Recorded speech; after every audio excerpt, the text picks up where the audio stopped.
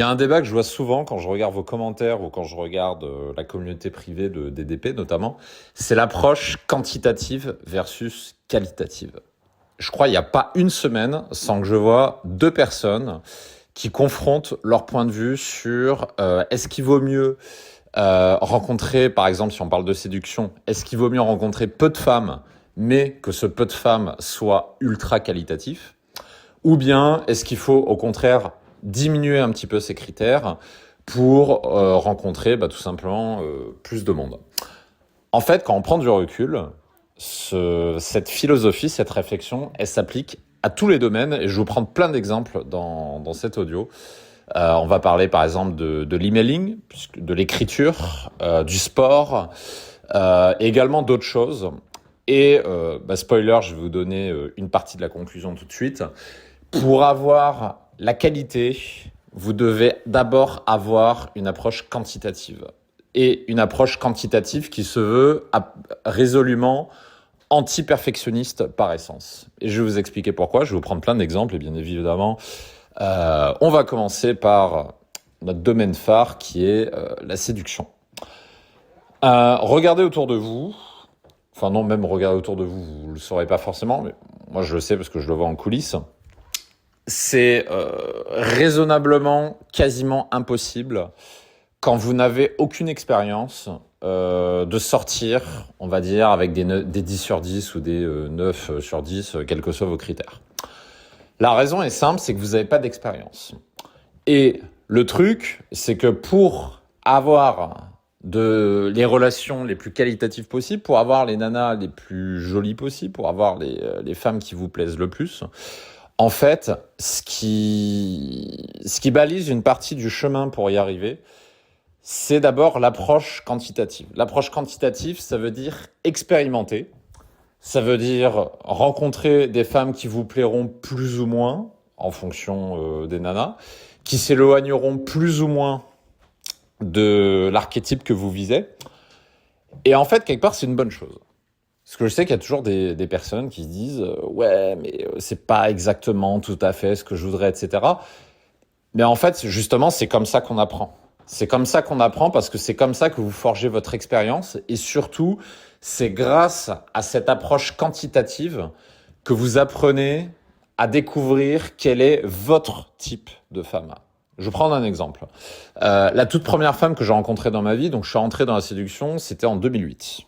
J'ai mis 1 an avant de conclure avec première nana, donc c'était l'été 2009, je m'en rappelle très bien encore aujourd'hui.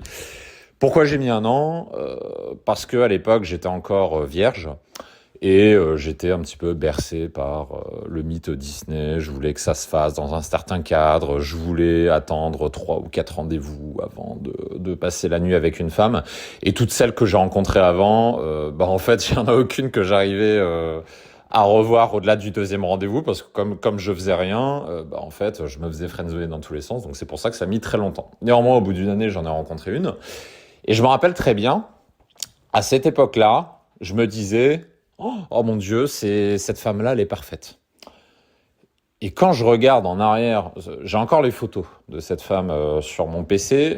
Vous le savez peut-être pas, mais j'ai un dossier confidentiel sur mon PC où j'ai sauvegardé les photos des femmes qui ont gardé ma vie, qui ont marqué ma vie. Et je le garde pas non pas par voyeurisme, mais simplement pour y retourner tous les 2-3 ans pour voir le changement de perspective. C'est-à-dire qu'à cette époque-là, donc en 2009, cette femme-là, je la trouvais absolument magnifique. Je disais, je vais me marier avec elle, c'est la femme de ma vie, machin, parce qu'on est sortis pendant 3 mois ensemble à l'époque. Et là, quand je regarde les photos aujourd'hui, je dis, c'est ridicule. J'étais con, quoi. Et parce que là, je regarde les photos, je vais même pas l'approcher dans la rue. C'est pas du tout mon type, en fait. Mais à l'époque, je le savais pas. Je le savais pas parce que j'adoptais au tout début une approche qualitative avant même d'avoir cette approche quantitative. Et je pensais approcher le type de femme qu'il me fallait, mais en fait, non. Et le plus drôle, c'est que je ne le savais pas. C'est-à-dire, je pensais être dans le vrai à cette époque-là, mais en fait, j'étais dans le faux sans le savoir. Et je m'en suis rendu compte avec le temps. Je m'en suis rendu compte avec l'expérience. Je me suis rendu compte aussi par le feedback de mon mentor de l'époque qui m'a formé pendant plusieurs années, qui m'a fait comprendre que ok Mac, t'es sympa, mais ce serait bien tu profites un peu de ta jeunesse, d'expérimenter et de voir ensuite par toi-même. Et effectivement, il avait raison. C'est par l'expérience qu'on apprend à connaître quel est son type de femme. Même chose avec ma toute première relation amoureuse. Ça a été de 2011 à 2014 de mémoire. Quelque chose comme ça, pendant 3 ans. C'est ma toute première relation de couple, la première femme à qui j'ai dit que je l'aimais, etc. Et qui m'a dit aussi, et avec qui on habitait ensemble, etc. À l'époque, je pensais que c'était la femme de ma vie. Finalement, la relation a duré 3 ans.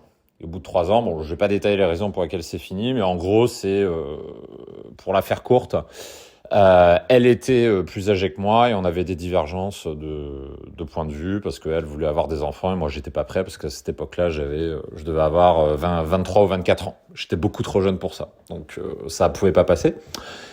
Mais même à cette époque-là, je m'en voulais parce que je me disais, ouais, c'était la femme de ma vie. Et ensuite, c'est là que j'ai eu la période où j'ai eu le plus progressé en séduction les années d'après, où là, j'ai vraiment expérimenté, mais comme pas possible. C'est-à-dire que j'ai tout ce que je voulais tester en drague, je l'ai testé. Vous pouvez me demander n'importe quoi, quasiment tout ce que vous me sortirez, je l'ai testé. Et surtout, j'ai un peu plus élargi mon spectre de rencontres. Et là, j'étais vraiment dans une approche purement quantitative, pour le coup. Néanmoins, un minimum qualitatif quand même, parce que j'allais pas voir des nains qui me plaisaient pas, faut pas déconner. Mais je me focalisais plus sur la quantité que la qualité. Et en fait, c'est ce qui m'a permis d'avoir une grosse diversité de rencontres, ce qui m'a permis de mieux me connaître, ce qui m'a permis de comprendre qu'est-ce qui me faisait vibrer, qu'est-ce que j'aimais pas, quel type de nana m'attirait le plus, qu'est-ce qui est important pour moi, qu'est-ce qui est rédhibitoire pour moi, etc., etc. Et tout ça, je l'ai appris grâce à cette expérimentation.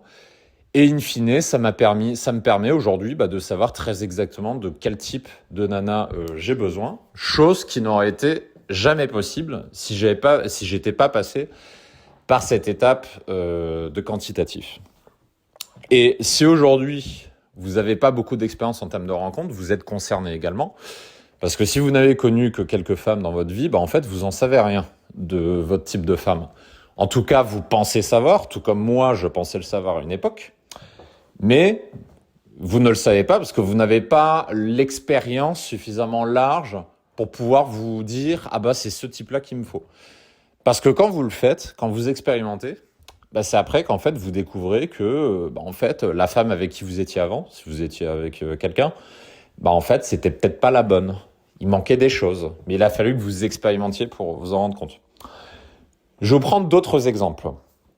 On va prendre la moto, par exemple. Vous savez peut-être pas, j'ai le permis moto depuis 6 ans. J'en parle pas beaucoup parce que ça fait 2-3 ans que j'en fais beaucoup moins.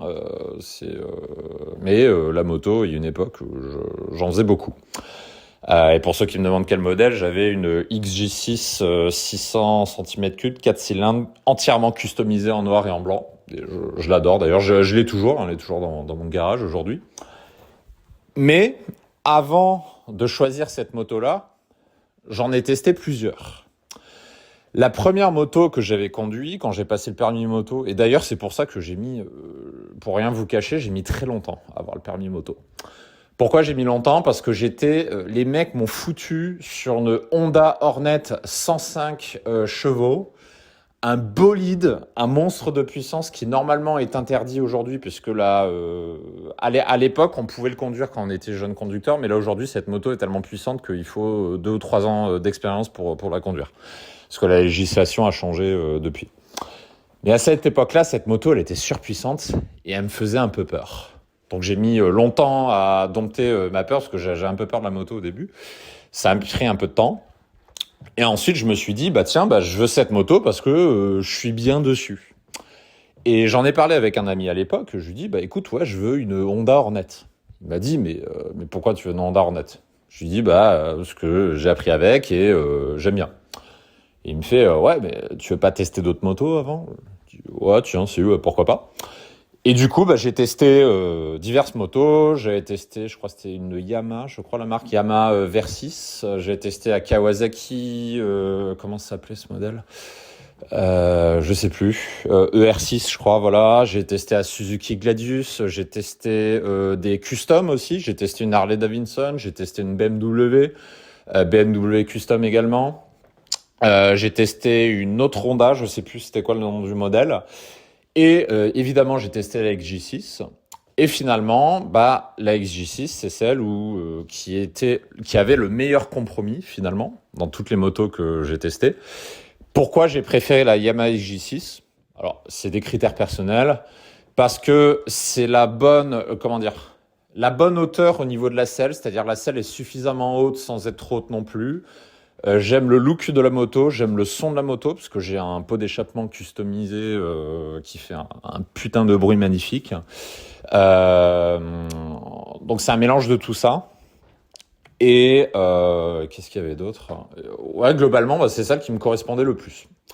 Suzuki Gladius, j'aimais pas parce qu'elle était trop petite. ER6, j'aime pas le son. Je déteste les bicylindres. Je trouve que ça fait des bruits de tondeuse à gazon, donc je déteste ça.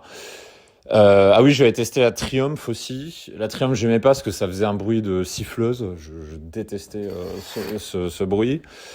La Hornet trop puissante. Donc en fait, la XG6, bah, c'était le choix du compromis. Ah oui, et l'autre truc que j'aimais aussi sur la XG6, c'est qu'elle a un régime moteur prédictif, c'est-à-dire linéaire, pardon.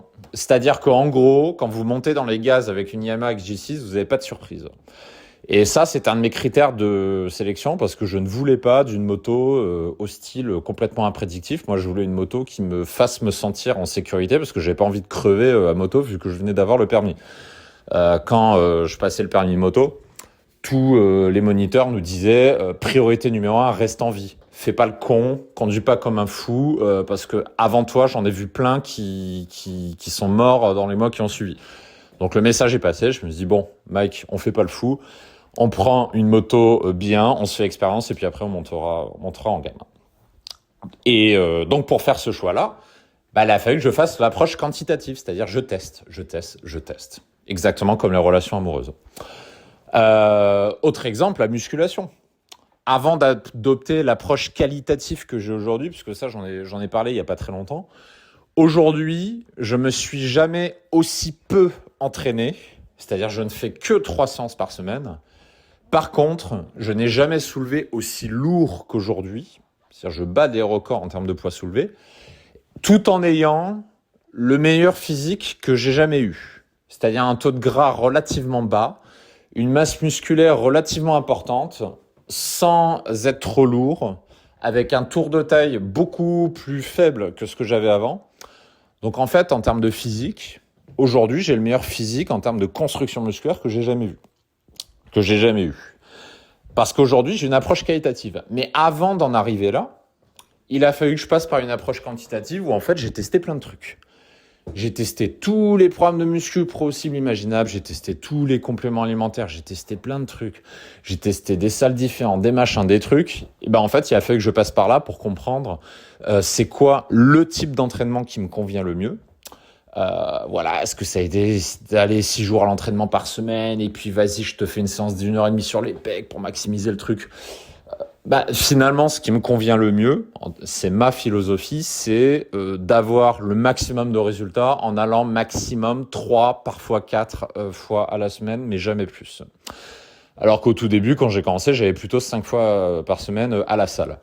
Et ce qui est marrant, c'est qu'en allant 5 fois par semaine à la salle, j'avais moins de résultats qu'aujourd'hui en allant 3 fois à la salle. C'est ça qui est drôle. Autre exemple, les voyages.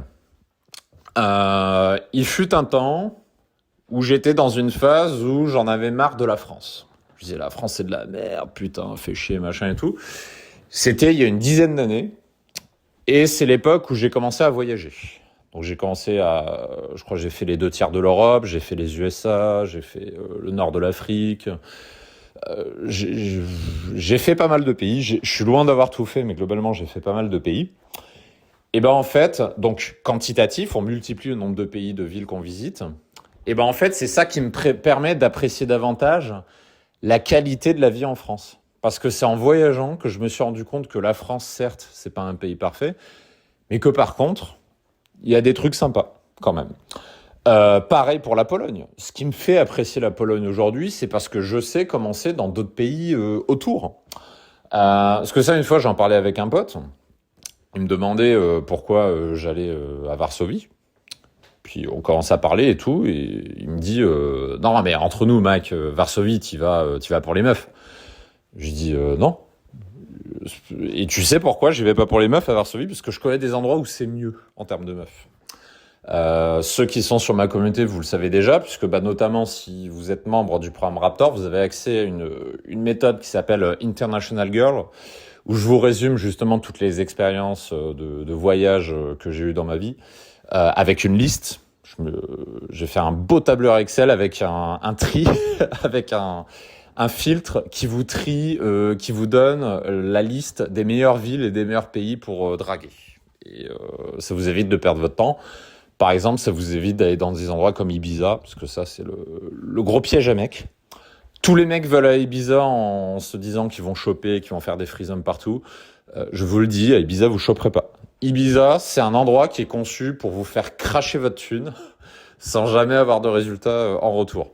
Les seules meufs qui vont vous aborder à Ibiza, c'est des racoleuses pour que vous ayez dans les soirées, pour vous offrir des shots qui sont en fait très chargés en alcool pour vous faire dépenser derrière. Et quand vous allez dans les boîtes de nuit, que vous voyez des groupes de meufs, en fait, il y a toujours des mecs qui sont à côté, parce que généralement, c'est beaucoup d'anglaises dans ces endroits-là. Et y a leurs copains anglais qui sont là, et vous approchez pas, clairement. Donc Ibiza, c'est vraiment pas un bon spot de drague. Donc du coup, je lui disais, non, c'est pas pour les meufs, parce que je connais des meilleurs endroits. Je vais vous donner... tiens, non, je vais pas le donner, ça c'est exclusivité pour les membres de mes programmes. Il y a une ville où j'ai envie d'y retourner, j'y suis allé une fois. Et pour moi, c'est les plus belles femmes du monde. Et j'exagère pas. C'est des missiles. Mais je vous jure, vous voyez des femmes comme ça, vous n'avez plus envie de revenir en France, hein, je vous le dis. Donc il y a un endroit où c'est mieux qu'à Varsovie de ce point de vue-là, côté femme, mais je n'aime pas cet endroit pour vivre, parce qu'il n'y a pas ce que je recherche. Et ça, c'est une des raisons principales pour lesquelles j'habite à Varsovie et pas à cet endroit-là ou même pas ailleurs. C'est parce que ce que j'aime à Varsovie, c'est que c'est un endroit qui bouge, c'est un endroit cosmopolite, c'est une grande métropole, il y a des choses qui se passent, et parce qu'on peut avoir une très belle qualité de vie pour moins cher qu'en France. Grosso modo, c'est les principales raisons. Et ces raisons-là, je ne les trouve pas forcément ailleurs. Et bien sûr, il y a les femmes qui font partie de l'équation, je ne vais pas vous dire que c'est pas le cas, mais c'est en second plan. S'il y avait que les femmes et qu'il n'y avait pas les points forts que je vous ai dit juste précédemment, j'y habiterais pas, parce qu'il manquerait quelque chose et que je préférerais Paris. Donc tout ça pour dire, au niveau des voyages, pareil, il a fallu multiplier les voyages pour me rendre compte de la qualité de vie qu'on peut avoir en France, des bonnes choses qu'il y a dans notre pays, mais aussi de ses mauvais côtés. Et c'est grâce à ces voyages qu'on peut, de manière qualitative, mieux choisir son lieu de vie, parce qu'on va expérimenter tel ou tel endroit, et on se rend compte de ce qu'on aime et de ce qu'on n'aime pas, tout simplement. Et ça, encore une fois, c'est comme tous les exemples précédents, il faut faire du quantitatif pour le savoir. 2 autres exemples pour terminer. Avant-dernier exemple, la photographie. Ceux qui sont sur DDP, une partie d'entre vous le savent. Pendant longtemps, c'était moi qui faisais shooting photo, parce que j'ai 5 ans de photographie derrière moi. J'en fais beaucoup moins aujourd'hui, mais à une époque, je faisais que ça, parce que j'adorais ça. Là, c'est moins le cas aujourd'hui. Et du coup, c'était moi qui faisais les shootings du programme Abondance. Là, aujourd'hui, c'est Anthony qui s'en occupe. Anthony, que vous avez sûrement rencontré si vous avez rejoint le programme Abondance. Enfin, sûrement, c'est sûr, puisque c'est la seule personne qui fait les shootings photos pour l'équipe DDP aujourd'hui. Et à l'époque, je me rappelle les premières photos que je faisais en 2014, c'était de la merde. Mais à l'époque, je m'en rendais pas compte. À l'époque, je trouvais que mes photos étaient bien. C'est ça le plus drôle. Je regardais objectivement mes photos. À l'époque, je disais, attends, elles sont bien et tout. Je les montrais fièrement à mes potes et tout. Bon, mes potes s'en battaient les couilles. Mais moi, je les trouvais bien. Là, aujourd'hui, je les regarde. Je trouve que c'est de la merde. Je Je dis, mais c'est dégueulasse. Je trouve plein de défauts. Je trouve qu'il y a trop de contraste, il y a trop de saturation dans les couleurs. Là, il aurait peut-être fallu mettre du vignettage. Là, il y en a trop. Là, il y a trop de flou, machin. À chaque fois, je trouve des trucs qui vont pas, mais en une seconde. Et à l'époque, je me rappelle très bien, c'était des photos que je trouvais magnifiques. Et là, je les regarde, j'ai dit, bah non. Et il a fallu prendre beaucoup de photos pour s'en rendre compte. Parce que l'approche qualitative dès le départ en photographie, ça ne marche pas. Il faut d'abord passer par une approche quantitative, c'est-à-dire se faire la main, prendre des milliers et des milliers et des milliers et des milliers de photos avant d'être capable de prendre de putains de photos, tout simplement. Autre exemple, les emails, l'écriture. Vous le savez, moi, je suis plus à l'aise à l'écrit qu'à l'oral. Pendant des années, j'ai fait ce qu'on appelle de l'email marketing. Enfin, j'en fais toujours aujourd'hui d'ailleurs, c'est-à-dire que, en gros, une de mes routines quotidiennes que je faisais tous les jours, c'était d'écrire un email.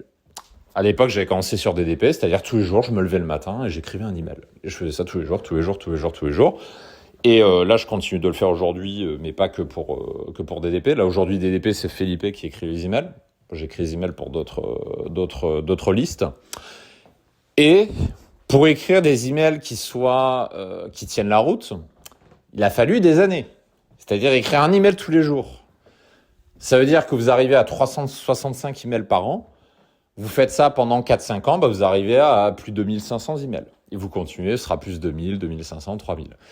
Et évidemment, quand vous avez écrit 1500 emails dans votre vie, vous doutez bien que on atteint un certain niveau de qualité au bout d'un moment. Mais pour atteindre ce niveau de qualité, il faut accepter par une phase où vous allez écrire beaucoup, où ce que vous allez écrire, ça va être de la merde, et où il faut l'accepter, tout simplement. Ce que je disais tout à l'heure quand je parlais d'approche quantitative en opposition du perfectionnisme. Le perfectionniste, c'est la personne qui essaye de tout faire bien du premier coup. Le problème, c'est que quand on n'est pas passé par une phase de quantitatif, ça ne fonctionne pas. Comme pour la séduction, quand on n'a jamais abordé une femme dans sa vie et qu'on veut faire l'open parfait du premier coup, désolé, vous mettez un doigt dans l'œil, vous n'y arriverez jamais. Ou comme ça nous arrive souvent d'avoir des personnes sur le programme Abondance qui ont zéro expérience avec les femmes et qui se mettent une pression de fou pour que le premier date soit parfait, pour que le premier FC, donc la première nuit qui passe avec la femme, soit parfaite. Et ces personnes, on leur dit, mais non, mais c'est pas de faire parfait. Ce sera pas parfait. C'est pas la peine. Juste, fais ton expérience, amuse-toi. Si ça dure, tant mieux. Si ça dure pas, c'est pas grave. Je veux dire, ça fait partie du jeu. Parce que c'est le début. Tu débutes ton expérience. C'est comme si vous avez jamais écrit d'email dans votre vie. Essayez d'écrire un email du premier coup, vous n'y arriverez pas. C'est comme si vous montez sur une moto pour la première fois de votre vie et que vous avez un mec qui vous dit, bah écoute, tu vas nous faire un virage, machin. Il dit, bah non, vous n'y arriverez pas. Bon, déjà, le virage, vous n'arriverez pas à le faire. Mais si en plus, vous mettez dans la tête de faire le virage parfait, vous êtes mort. Et pareil pour la musculation. Vous avez jamais fait de musculation. Vous regardez pendant 20 heures des vidéos YouTube sur le soulevé de terre, par exemple, qui est un des mouvements les plus, si ce n'est le mouvement d'ailleurs, le plus complexe de la musculation. Soulevé de terre, c'est vraiment pas évident à faire. C'est très technique. C'est comme si vous disiez, je vais faire le soulevé de terre parfait du premier coup. Non, ça marche pas. Avant de faire un superbe soulevé de terre, vous allez devoir en faire. Il va falloir en faire beaucoup. Et même moi qui en fais depuis longtemps du soulevé de terre, je dois en permanence réajuster ma technique parce que il y a régulièrement des problèmes de posture, ou tiens, là je recule trop tard, ou là la cambrure du dos, etc. Le soulevé de terre, c'est très technique, surtout quand vous soulevez des poids lourds. Parce qu'à la moindre erreur, vous pouvez vous faire une blessure. C'est pour ça qu'il faut faire en permanence attention. Et en permanence, il faut faire des micro-ajustements. Mais pour ça, il faut passer par une phase anti-perfectionniste où vous allez multiplier les quantités. Et c'est seulement à cette condition que ensuite vous allez pouvoir bifurquer sur la qualité, parce que vous aurez tellement bouffé de quantité pendant un temps que du coup, forcément, switcher sur la qualité fait sens ensuite. Comme pour la photo, comme pour les emails, comme pour la musculation, comme pour les voyages, comme pour les rencontres amoureuses, comme aussi pour l'expérience professionnelle. On terminera sur cet exemple-là.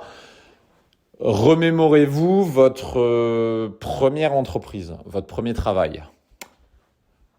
Vous vous êtes pas dit je vais y passer toute ma vie. Vous vous êtes pas dit ce poste-là, il faut que tout soit parfait dès la première prise de poste, dès le premier jour, etc. Non, vous vous êtes laissé du temps. Je veux dire, même quand j'ai bossé au McDo, le premier jour, les mecs, ils m'ont dit t'inquiète, apprends, on te met pas la pression dès le premier jour. Même les mecs ont compris qu'il faut laisser expérimenter. Bah, vie professionnelle, c'est pareil. Il faut multiplier, puisque là, aujourd'hui, on est dans cette génération-là. Donc, si vous avez plus de 45-50 ans, vous êtes plus de la génération 30-40 ans dans la même boîte.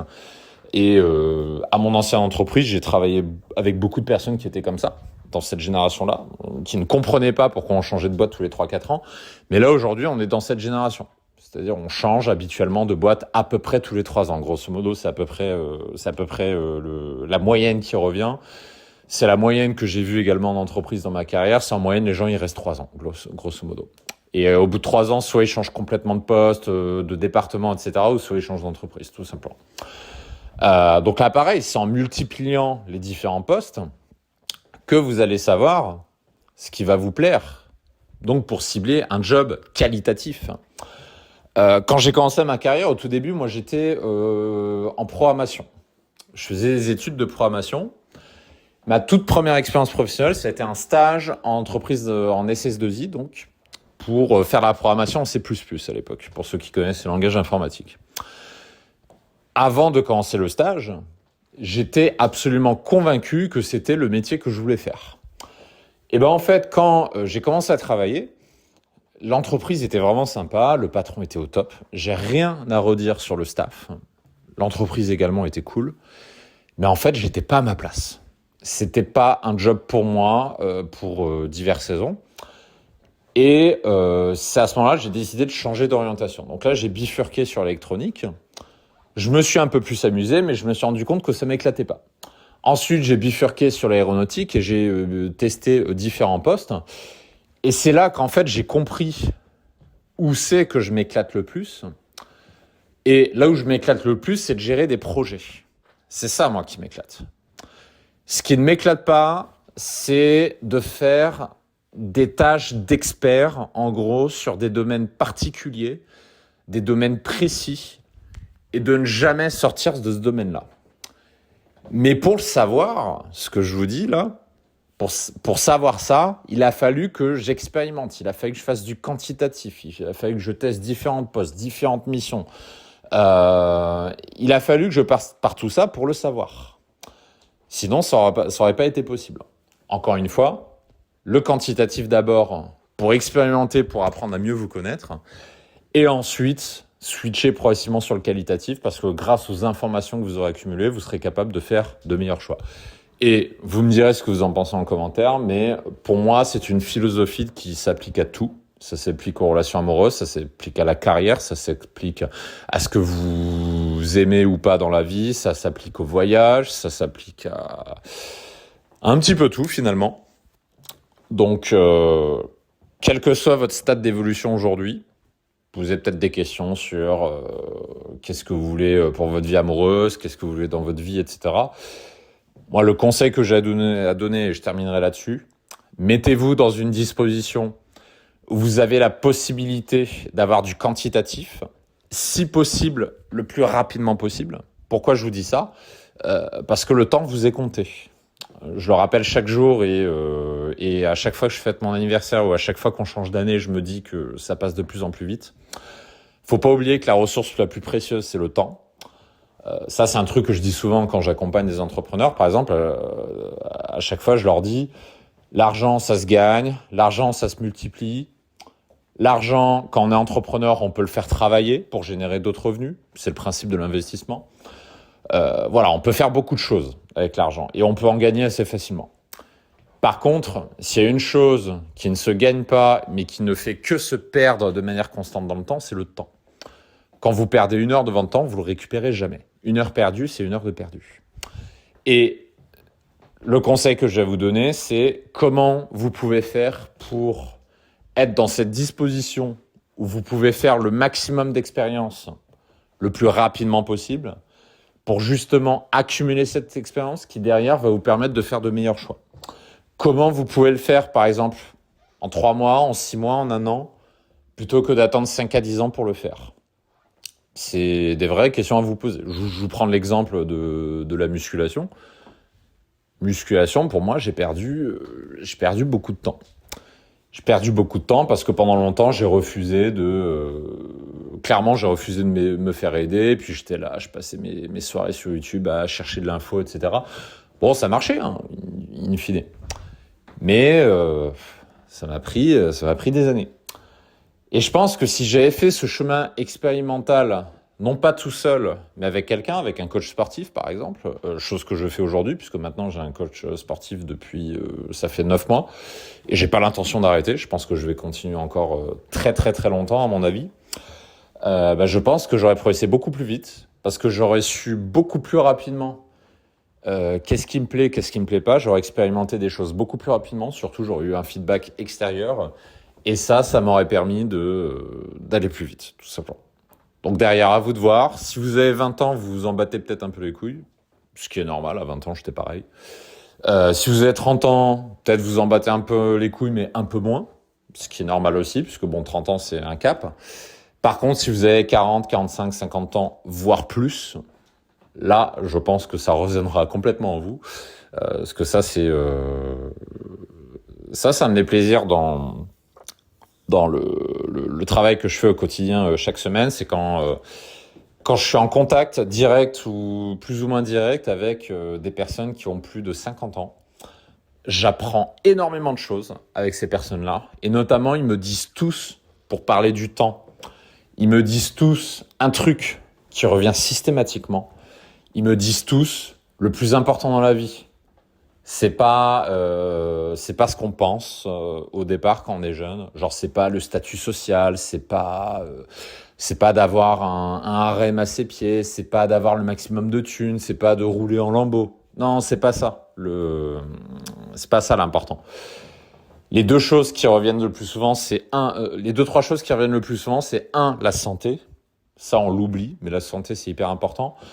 2, l'entourage, hyper important, souvent négligé. Et puis 3, le temps, tout simplement.